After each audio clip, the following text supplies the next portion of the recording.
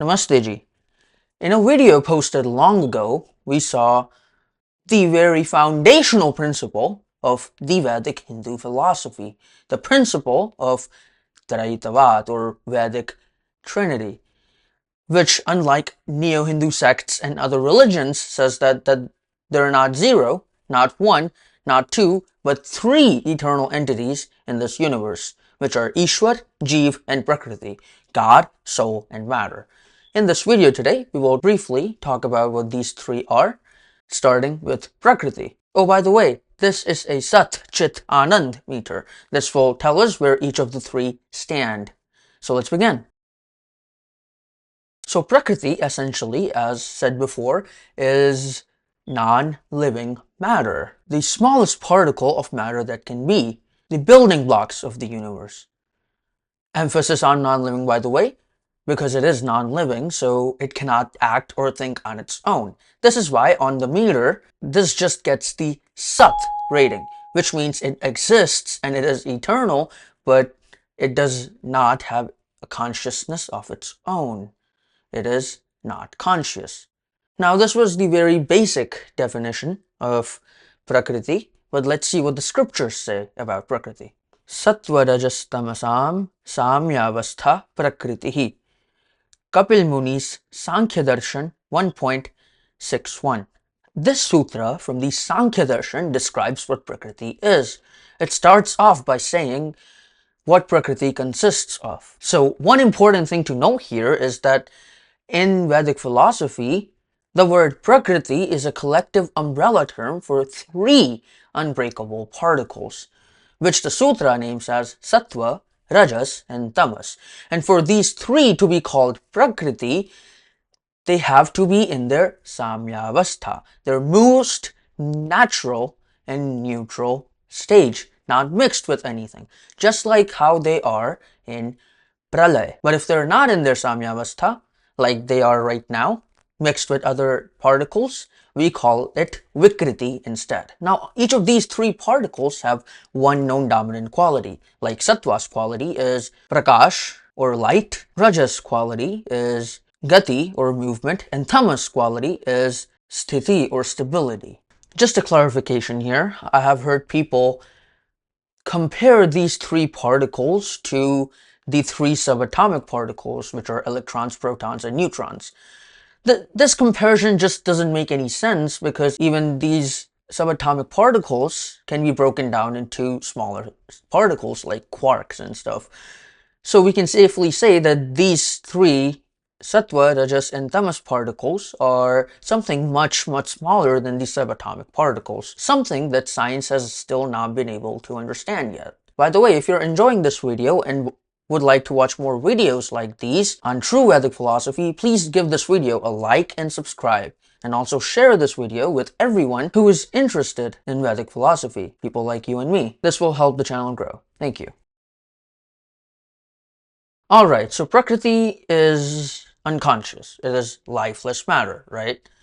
But what about us? We're not lifeless. We think, we speak, we act, right? So what are we? We are the Jeev, the Atma, the souls. Soul or Jeev is the object which makes non-living bodies into living organisms. From microorganisms to insects to humans to animals to birds to even aliens if they exist. This is why the Jeev gets the Sat Chit ranking on our meter, because we exist just like Prakriti and we are eternal, but unlike Prakriti, we have consciousness. We are alive. The scriptural identifiers of the soul are Ichha, Dvesha, Prayatna, Sukha, Dukkha, Jnanani, Atmana, Lingam, Iti. Gautam Rishi's Nyaaya Darshan 1.1.10. Desire, aversion, effort, pleasure, pain, and knowledge. These are the signs or identifiers of the soul. So if you see all these 6 identifiers in an object, you can be confident that it has a soul in it, aka it's an organism, else not. A soul is a living organism with very clear limitations. We will talk about these in just a bit. Okay, so far we have heard that Prakriti is lifeless matter, And Jeev is the conscious but limited soul. Now we have our third entity remaining, which is Eeshvar, or God. I think the best description in the modern times of God it was given by Rishi Dayanand Saraswati Ji in his second principle of Arya Samaj, which reads, God is existent, intelligent, and blissful. He is formless, omnipotent, just, merciful, unborn, endless, flawless, beginningless, unequaled, the base of all, master of all, omnipresent, immanent, unaging, immortal, fearless, eternal, pure, and the maker of all. To him alone worship is due. This describes God with 22 qualities. And all of these are backed by the Vedic scriptures. So God is an entity with many attributes. So much so that it's impossible for us limited souls to actually comprehend and count them. These are just 22 of those many. A quick side note, I really recommend pausing this video for a bit, going back a few seconds if you need to, and actually think about each of the qualities just mentioned. Don't just read them off like I did. Read them and then try to understand each one. For example, formless. What does this even mean? What does this imply? Ask yourself. Just think about it. We may have more explanation videos on these names in the future. Anyways, going back to our meter here, God gets the full ranking of Sat, Chit, and Anand. Sat because God always exists, Chit because he is living just like the souls, and Anand because unlike the souls, God is always in bliss. He is blissful. While the souls feel earthly joys and sorrows, God is beyond all of them. He doesn't feel any of that. Rather, he is in his pure eternal bliss all the time. That's why another name of God is Satchidananda Swarup, which means he is the embodiment of existence, consciousness, and bliss. Here is the summary table of the meter. As you can see, God is the one who checks off all the boxes. Now we will move on to the next part, which clears up a huge confusion. While talking about this philosophy, I've heard a very common misconception. Some of you might relate to this, and to others it might just be absurd. But let's talk about it anyway.